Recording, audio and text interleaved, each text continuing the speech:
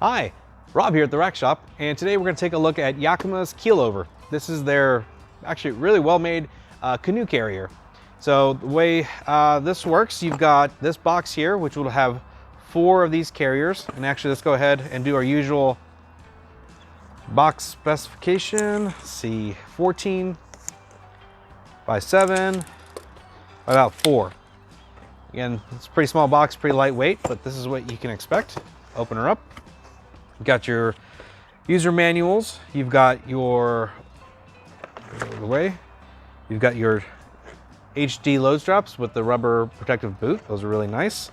Balancer and tie downs. You've got longer bolts for thicker load bars, and you've got some protective caps as well. These are for the threads that may protrude through the wing knob. And that's it. Let me close that back up. All right, so, put these manuals back in. Always try to keep everything together so it doesn't get lost. All right, so the canoe carriers, I've got one already pre-installed and one here that just came out of the box. So here you can take a closer look. This is how it comes out. So its wing knob is secured and it's in the very first top position. So that's for the thinnest load bars. The bar we're using here is a sample bar from Yakima. It's their core bar. So for that, we're gonna need to actually widen this distance on this bracket. To do that, we're loosening the wing knob, and we are gonna drop this bolt down and give it a quarter twist, and that'll pass through the bottom. So if you see here, this design, it's pretty clever. So that's designed with this passage here. You can easily engage that bracket, give it a quarter turn, and then it'll catch on the bottom, and then tighten it up and it'll clamp onto your load bar. So we'll go ahead and open that up. And on the back, this will actually just pull out, and you can have it on different levels to make it thinner or a thicker opening. So for this one, we're gonna put it right in the middle, just snaps into place. And for a better, closer look, you've got rubber here that helps provide grip and protect the top of the load bar. On this bracket here is L-shaped. You also have rubber here, provide protection to the boat and also provide grip, keep it in place. So we'll go ahead and install this onto the crossbar. They want you to have the mounting hardware to the back. So this is the front of the bar, back of the bar.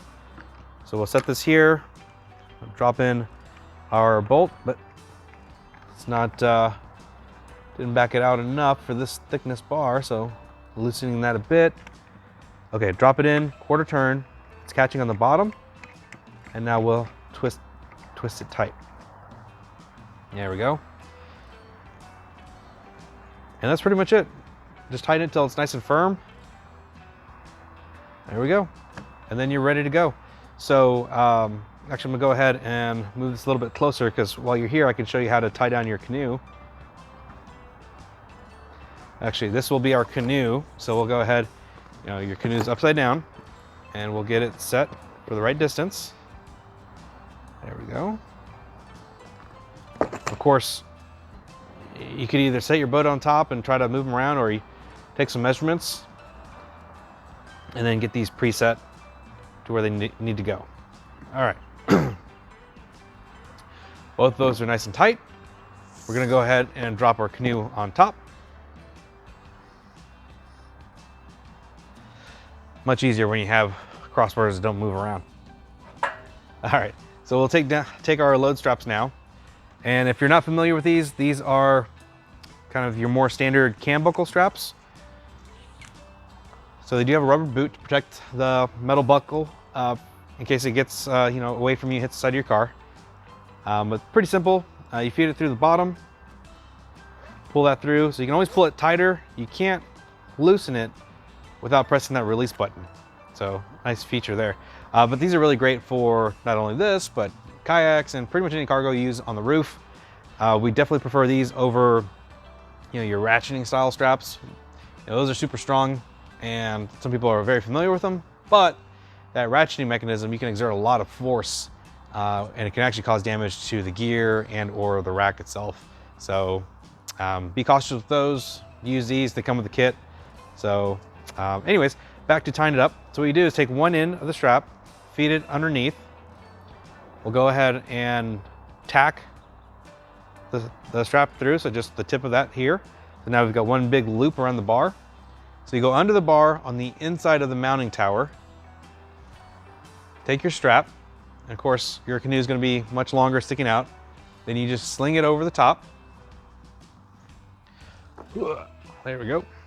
All right, and when you're here, you can undo the tack you just did and go ahead and pull out the extra slack. Bring in your buckle. This is gentle so our canoe doesn't fall over. Bring your buckle up to a nice even spot. Okay, and then take your open-end strap. Again, go under the bar, behind the mounting tower. The reason why you want to go behind the mounting tower, if you go on the end of the bar, what could potentially happen is that strap could slip off and then your canoe is loose. So you don't want that happening.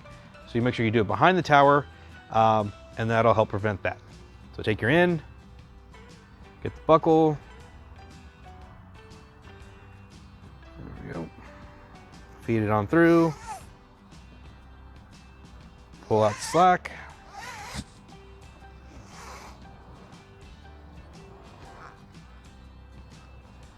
Okie dokie. Ugh. Got my strap all twisted. Okay. And then just pull that nice and tight. So you can see here, I still haven't really pulled it tight, but it's already pretty secure. And you can imagine once you actually have your real canoe and pull it tight, it's gonna be strapped down really nice and secure. And actually, if you need a little trick for these mounts, you can actually flip them around if you need to get more distance out of it. Check out the manual. It goes over in detail how much space you can get and how that works. I'll link to the products on our description below, and we'll link to the manual there too.